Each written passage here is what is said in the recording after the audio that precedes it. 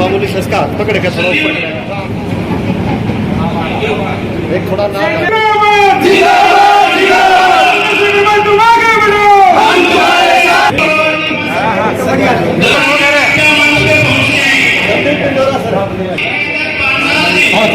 ठीक है सर गिरा दे ओके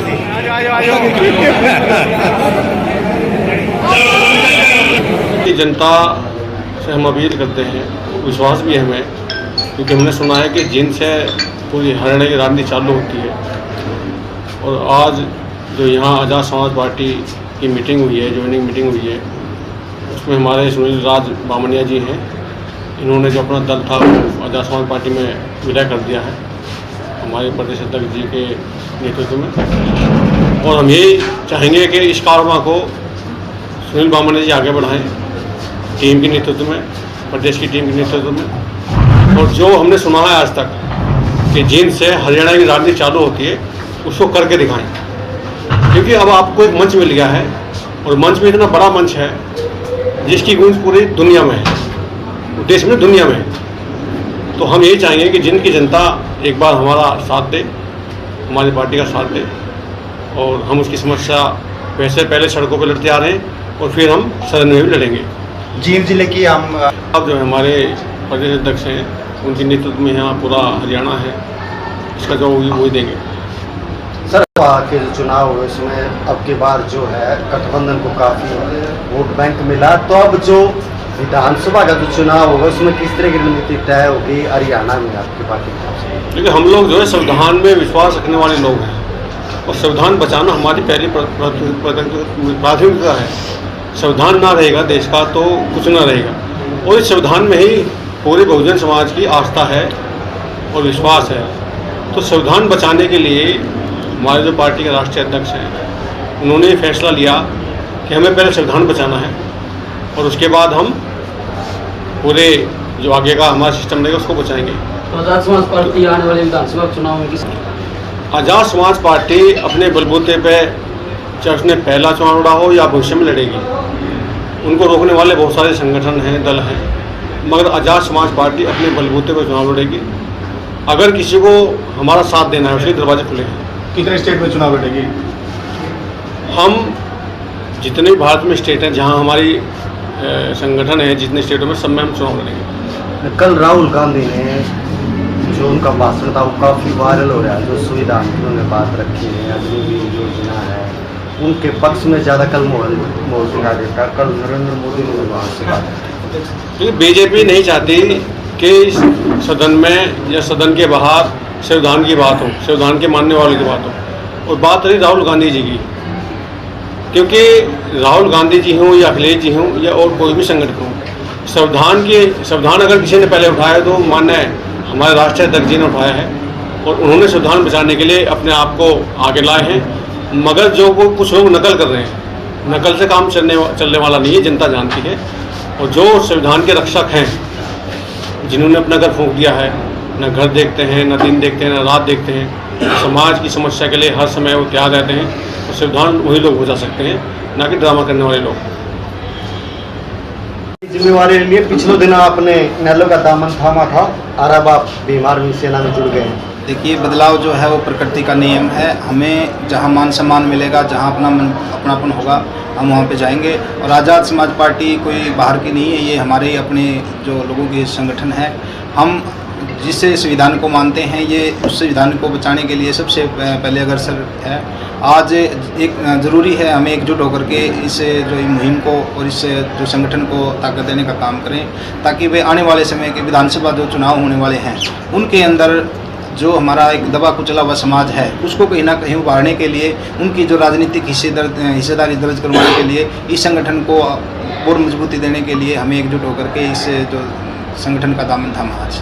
इन लोगों को छोड़ने का वो एक मेरा निजी कारण है। जहाँ मान सम्मान नहीं होता वहाँ आदमी कोई नहीं रुकता। तो जींद में हकों की लड़ाई लड़ेंगे आप? हम पिछले लगभग 2-2.5 साल से मतलब अपने जनशक्ति मंच के संगठन के नाते जितने भी निजी हमारे जो बस की थी, हमारे जो अधिकार क्षेत्र के अंदर आती थी, जो जो भी समस्याएं थी हमारे लोगों की, वो हमने सुनी हैं, उनके लिए हम लड़े हैं, उनके समाधान भी हमने किए हैं। उसी आस्था से, उसी लोगों के विश्वास से हम आज जो है ना एक राजनीतिक संगठन के साथ में जुड़े हैं, और आने वाले समय के अंदर इसके जो परिणाम होंगे वो जनता अपने आप दिखा देगी। टाइम कम है, संगठन को कैसे मजबूत करें? जो लोग हैं उनके अंदर एक टीस है, दर्द है। आज सफ़र लंबा है, लेकिन हमें सिर्फ और सिर्फ हमारे पास में कुछ नहीं है, हमारे पास में सिर्फ एक और विश्वास की और एक संगठन की ताकत है। और ये ताकत आने वाले समय के अंदर हम जल्द से जल्द, मतलब जो हमारा सफ़र है थोड़ा और स्पीड से आगे भागेंगे, लेकिन इस सफ़र को हम कुछ ही समय के अंदर मतलब कवर कर लेंगे, ऐसी कोई बात नहीं है। भाजपा का मौजूदा विधायक है डॉक्टर कृष्ण मिड्डा, उसको किस तरीके से चुनौती दे पाएंगे? डॉक्टर कृष्ण मिड्डा के जो जुमले थे वो ख़त्म हो चुके हैं। ना तो उनका 20 साल से अभी तक भाखड़ा का पानी आया है, ना यहाँ की जो सड़कें हैं वो दादा ले पोता वाली बनी हैं, ना जो उनकी मतलब जो सीवरेज व्यवस्था थी वो आज तक सुचारू रूप से चालू हुई है, ना जो पानी की व्यवस्था थी वो चालू हुई है। और जो यहाँ के स्कूलों की और जो यहाँ की स्थानीय जो गलियों की समस्या, स्ट्रीट लाइटों की समस्या है, यहाँ के जो लोगों के थैले जो हाथों में ले घूम रहे हैं वो छूटे हैं। ये जो मिड्डा का कार्यकाल था वो जा चुका है। अब जो है ना, विधायक का बेटा विधायक नहीं बनेगा, जनता आज अपना प्रतिनिधि खुद चुनेगी। तैयारी आपकी विधानसभा चुनाव की, और कितनी सीटों पर आप अपनी कैंडिडेट? ये हमारे जो प्रदेश की कार्यकारिणी है वो उस पर जानकारी उन्हें वो देगी, क्योंकि वो ही तैयारी कर रहे हैं। और लगभग हो सकता है ज़्यादा सारी सीटों पर विजय कुमार जाटव। और जींद में आज बहुत ही सम्मान साथी सुनील राजबामनिया जी ने अपनी जो पुरानी पार्टी, अपना दल छोड़कर आज़ाद समाज पार्टी ज्वाइन की। इनका आज़ाद समाज पार्टी में स्वागत है, और हम इनसे उम्मीद करेंगे कि आज़ाद समाज पार्टी आज़ाद विचारों की पार्टी है, और अपने आज़ाद विचारों से इस लड़ाई को हर गरीब, मजदूर, किसान, हर शोषित वर्ग की आवाज़ उठाने में अपना भागीदारी निभाएंगे। तो प्रदेश में किस तरह की जिम्मेवारी दी गई है? नया आप क्या करेंगे? जो विधानसभा का चुनाव हुआ, किन मुद्दों को लेकर आप लड़ाई लड़ेंगे? विधानसभा में जो कि हरियाणा का सबसे बड़ा मुद्दा है वो कर्मचारी की पुरानी पेंशन बहाली का ओपीएस।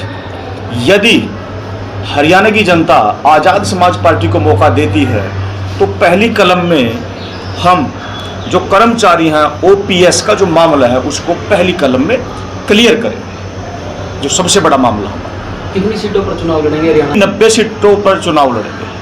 पूरी 90 सीटें हैं, पूरी 90 सीटों पर हम हुंकार भरेंगे। और जिनमें से कुछ सीटें ऐसी हैं जहां से हम, जैसे माननीय चंद्रशेखर आज़ाद जी ने गीना से जीत कर आए हैं, और हरियाणा में भी एक बहुत मजबूती से जो है हम रिजल्ट देने के लिए तैयार हैं। जींद जिले की कार्यकारिणी कब तक गठित हो जाएगी? जींद जिला की कार्यकारिणी हो सकता है संडे को, इस एतवार को। ऐसे कार्यकारिणी गठित है, सिर्फ उसको लेटर पैड पे जारी करना है, बाकी सब किया हुआ है। धन्यवाद सर। तो बेरोजगारी और महंगाई है, भाई जनता ने जिनको आज तक मौका दिया है वो लोग उस चीज़ से बिल्कुल मुंह फेरते हैं। और आज़ाद समाज पार्टी तो सबको पता है, गरीब, मजदूर, किसान, कमेरा की पार्टी है। भाई यहाँ पर यदि आप जनता जो है, जनता जनार्दन अपना कीमती वोट दे करके आज़ाद समाज पार्टी के प्रत्याशियों को संसद तक पहुंचाएगी, विधानसभा तक पहुंचाएगी, तो भाई इस देश को नोट कर लीजिएगा, इस देश को दोबारा फिर सोने की चिड़िया बनाने का काम आज़ाद समाज पार्टी करेगी।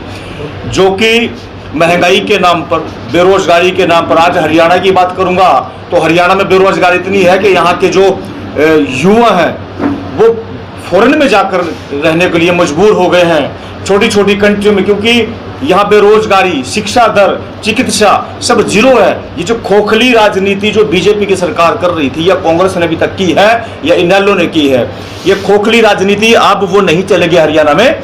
हरियाणा की जनता समझदार हो चुकी है, हरियाणा का वोटर ताकतवर हो चुका है। अब वो वोट की चोट से इन आने वाले चुनाव में जवाब देगा कि अब ये तानाशाही नहीं चलेगी, अब देश में आज़ाद समाज पार्टी और भाईचारे की सरकार चलेगी। हरियाणा के जुमला अभी याद आया, अभी 3 महीने बाद चुनाव है, मुख्यमंत्री जी को अभी याद है ये चीजें। भाई 10 साल निकाल दिए, 10 साल से कभी पहले खट्टर जी थे, अब नायब सैनी जी हैं, मेरे अम्बाला से हैं, मेरे पड़ोस में रहते हैं, मैं कैसे हामी भर दूं भाई? एक गलत आदमी के हाथों में आप हरियाणा की बागडोर सौंप रहे हैं। ये जो सभी मामले थे, ये 10 साल से याद नहीं है? अभी 3 महीने में चुनाव आ गए हैं एमएलए के, अब याद आ गए? मैंने क्या कहा? अभी हरियाणा की जनता समझदार हो चुकी है। अब खोखले दामों को वोट, वादों को वोट नहीं देगी, अब की बार वोट देगी और सोच समझकर इस जो है हरियाणा की जनता रोजगार को वोट देगी, शिक्षा को वोट देगी, चिकित्सा को वोट देगी, भाईचारे को वोट देगी, मजदूर किसान कमेरा की आवाज को वोट देगी। चंद्रशेखर आजाद की बात करें तो लगातार वो किसान आंदोलन में भी साथ रहे थे किसानों के। आपको क्या लगता है हरियाणा का किसान चंद्रशेखर आजाद को उसका फल देगा? हाँ जी, बिल्कुल देगा। हरियाणा, आपने नगीना में देख तो लिया, नगीना में किसी एक व्यक्ति वर्ग जाति विशेष के व्यक्ति ने थोड़ी ना, ऐसे चंद्रशेखर आजाद जी सांसद में नहीं पहुंच गए। हरियाणा में भी यहाँ पर एक बहुत सुंदर गुलदस्ता खिलने वाला है, जिसमें सभी बगीचों के फूल दिखेंगे आपको, सभी जाति और धर्म के लोग आएंगे और यहाँ पर एक मजबूत व्यवस्था आप लोगों को देकर के जाएंगे। हरियाणा की बात करें तो आजाद समाज पार्टी संविधान बचाओ की हुंकार भरती है, दबे कुचले लोगों की बातें करती है। क्या हरियाणा में आजाद समाज पार्टी का मुख्यमंत्री का चेहरा दलित होगा? बिल्कुल दलित होगा, क्यों नहीं हो सकता? क्या दलित में, पहली बात तो ये है, पहली बात ये है कि आजाद समाज पार्टी को सिर्फ दलित के साथ जोड़ा जा रहा है। ऐसा क्यों भाई?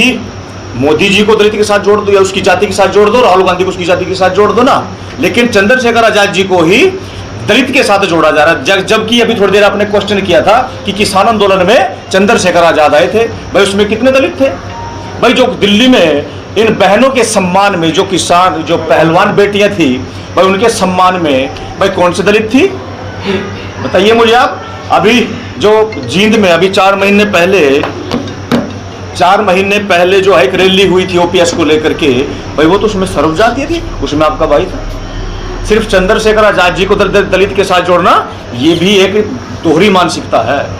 और आप लोगों को भी ये चीज, आप पत्रकार हैं, एक चौथा स्तंभ है, तो मैं तो आपसे भी कहूंगा कि चंद्रशेखर आजाद को सिर्फ दलित के साथ जोड़ना अच्छी बात नहीं। वो देश का नेता है। देश में बाबा साहब नगीना में क्लियर हो तो गया, जिनका आप नाम ले रहे हैं वो मानते हैं हमारी पार्टी है, आपने देख तो लिया, वो 0 हो गए, यहाँ हीरो हो गए। अब इससे ज्यादा क्या है? ये तो 2 टुक बात है भाई। बदलाव प्रकृति का नियम है, जो काम करेगा मौका उसको देगी जनता। क्या दोनों दल एक साथ